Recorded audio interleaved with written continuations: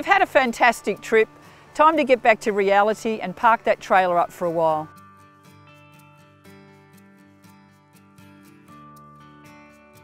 There are a few checks to do before you put it away. Start from the bottom. Have a look underneath for any cracks, damage, check your tyres, look for any dust ingress, you may need to grease some points up. Then go to your gas bottles.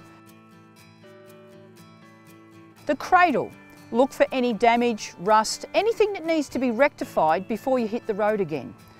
Start looking around the van, your awning. Probably a good idea to put it out. Look for any cracks or breaks, any tears. Make sure it gets packed away dry. Checking the roof. Get up there, have a really good look. The air conditioner, the TV antenna, any skylights. Check for any leaks or damage.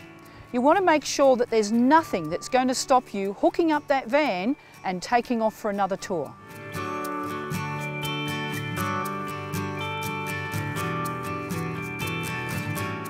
Now that we've addressed all those maintenance issues, it's time to put the trailer into storage. Think about keeping it nice and clean, aired out, clean out your fridge, wipe it all out, leave the door open.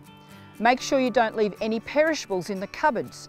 Wipe down all the dust. Don't leave anything damp in the trailer. Maybe put a set of fresh sheets on the bed so it's all fresh, ready to go next time you want to hook up. With your water tanks, give them a good flush out with nice clean water. You may have picked up some water along the way that's not so tasty. We leave them full. That way there's no air gap, less likelihood of mould and mildew building up inside the tank. We need to consider the onboard batteries. It could be one that's normally charged from a solar panel and now in storage it's either covered with a cover or indoors.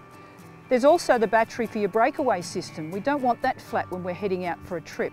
So think about a slow trickle charger on these batteries while it's in storage. Also make sure you don't have the fridge on or anything drawing power from the batteries while it's in storage.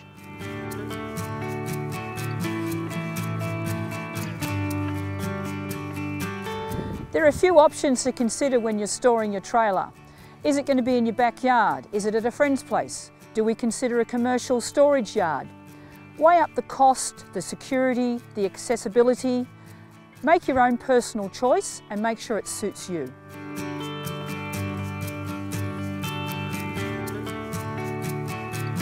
Service yards are really busy, so it may take some time to get a booking, so plan ahead.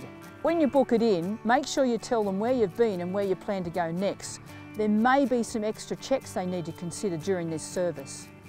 When you pick it up, do a lap around the block to double check everything. So when that trailer goes into storage, it's sitting there ready and waiting for your next adventure.